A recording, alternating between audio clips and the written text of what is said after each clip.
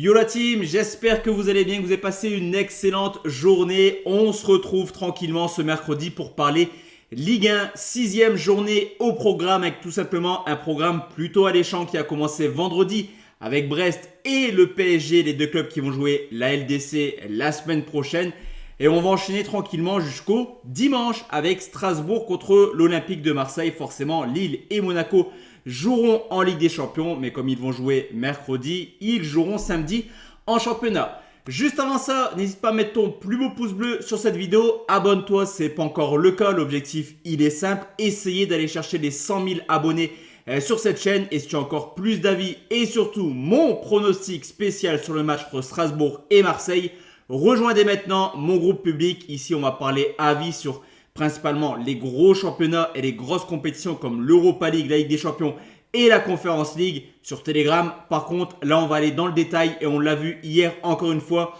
Quand on parle vraiment paris sportif, hier, on était intransigeant en validant un petit combiné Nkunku buteur et le trio Rodrigo, Vinicius et Mbappé marque au moins 2 buts. C'est passé assez facilement sur ce coup. Donc, une très belle cote pour ceux qui sont sur le groupe public. Donc, le lien est tout simplement en commentaire épinglé. On commence tout de suite cette vidéo par Auxerre qui reçoit Brest. Forcément, pour les Brestois, on va commencer tranquillement déjà à penser à ce match de Ligue des Champions car après la victoire contre Graz, Brest se met tranquillement à rêver d'une place dans les 24 et pourquoi pas aller jouer un 16e de finale de Ligue des Champions. Alors, avant de s'emballer sur tout ça, on se concentre sur le match contre Auxerre et malgré la victoire contre Toulouse, j'avais pronostiqué nul ou Toulouse la semaine passée.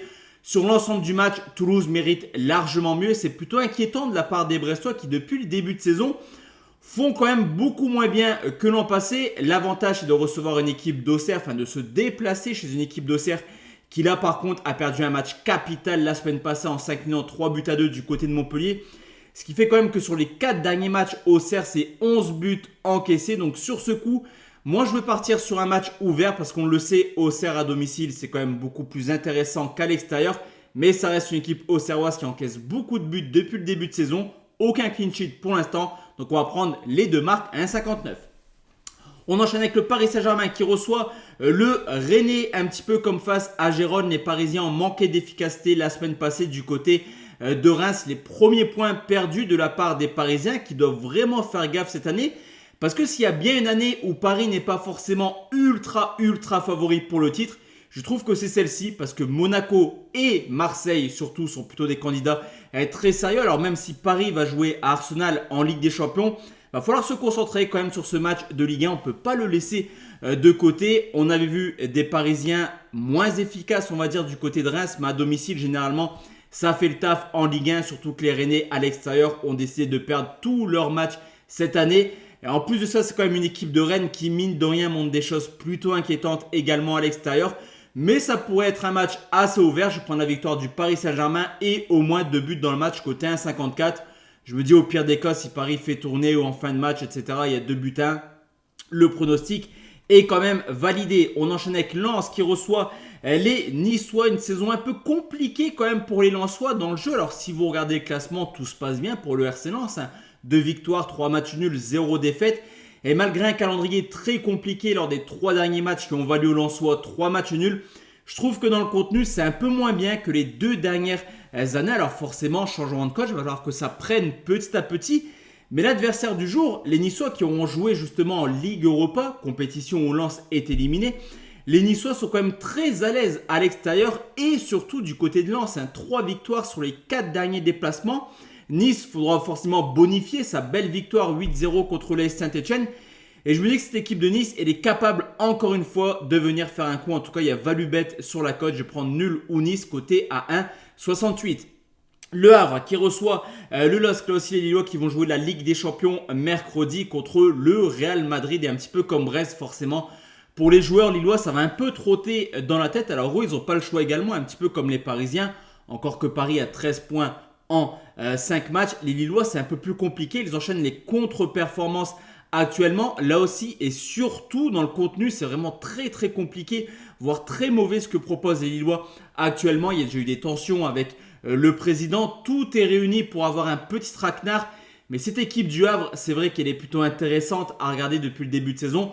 L'an passé, on l'avait vu contre les Cadors, c'était très moyen. Une seule victoire contre Nice, sinon que des nuls ou des défaites. Cette année, on prend exactement le même chemin. Défaite 4-1 contre Paris, défaite 3-1 contre Monaco. Donc je me dis qu'au pire des cas, Lille concède le point du match nul. On va donc sécuriser notre avis. Nul remboursé si Lille coté à 1,65. Monaco qui joue contre Montpellier. Les Monégasques qui font un très très bon début de saison, surtout à domicile. Mais malgré ce très beau début de saison, Monaco est seulement 3e à cause de Paris et Marseille, comme je te l'ai dit, qui font un début de saison tout simplement magnifique. Donc pour Monaco, perdre des points à domicile bêtement contre Montpellier serait quand même assez problématique, étant donné que Marseille a un gros avantage de ne pas jouer de Coupe d'Europe également. Et surtout dans le sens où Montpellier, c'est quand même une passoire défensivement. Ok, il reste sur une victoire contre Auxerre, 3-2, mais ils avaient pris 6 buts au Parc des Princes. Ils en ont pris 2 encore contre Auxerre. Ça fait quand même un total de 15 buts encaissés. Quand on connaît la force et la puissance offensive de Monaco, tout semble partir sur un match extrêmement ouvert où les Monégasques devraient s'imposer. Donc victoire de Monaco et plus de 2,5 à 1,73. Toulouse contre Lyon, des Lyonnais capables du meilleur comme du pire après leur défaite la semaine passée contre Marseille sur le score de 3-2. Cependant, il y a une donne à prendre sur ce match, c'est que on en a parlé il y a maintenant un mois. Cette équipe de Toulouse qui avait beaucoup de difficultés à domicile contre Marseille, et ben c'est exactement pareil pour les Lyonnais qui s'imposent régulièrement du côté de Toulouse. 6 victoires sur les 7 derniers déplacements et dans les 7 derniers déplacements, 7 fois, les deux équipes ont marqué. Toulouse, c'est pas forcément l'équipe la plus efficace, mais en tout cas, ça propose du jeu. Et quand on voit un petit peu les lacunes défensives de Lyon, je me dis que voir Toulouse marquer, c'est plutôt sérieux. Lyon à l'extérieur à Toulouse, ça réussit bien. Les deux marquent là aussi à 1,59. Angers contre Reims, une équipe de Reims qui surprend cette année car malgré un calendrier XXL. Au bout de 5 journées, Reims a déjà joué Marseille, le PSG, le LOSC et Rennes. Malgré tout cela, les Rémois sont 6e du championnat. Ça reste une équipe également qui est plutôt agréable à regarder à l'extérieur. En témoignent des bons résultats en ce début de saison. Un nul à Marseille, une victoire à Nantes en marquant toujours au moins 2 buts. Alors que du côté d'Angers, désolé les amis en juin, mais vous êtes bon dernier actuellement et je pense que ça va durer un bon moment. Une équipe d'Angers très limitée dans le jeu et qui a également même pas la capacité, on va dire, d'aller de l'avant, de proposer quelque chose. Donc logiquement, Angers devra encore jouer en bloc pas encore une fois. On l'a vu du côté de Reims en termes de contre-attaque, mais également de maîtrise de ballon. Ils sont plutôt assez sérieux en ce début de saison.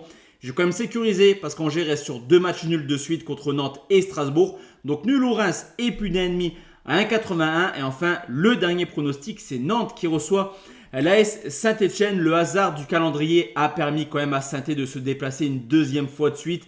Et limite, c'est mieux pour eux car après l'humiliation 8-0 à Nice, l'accueil va être glacial lors du prochain match à Geoffroy Guichard. Le but, ça va être d'oublier un petit peu cette défaite. Pourquoi pas d'aller chercher un point. Mais comment penser que Saint-Etienne va prendre un point du côté de Nantes au vu des prestations depuis le début de saison? 8 buts encaissés à Nice, 4 du côté de Brest. Et même si Nantes est catastrophique à domicile avec 11 défaites sur les 12 derniers matchs à domicile, toutes compétitions confondues.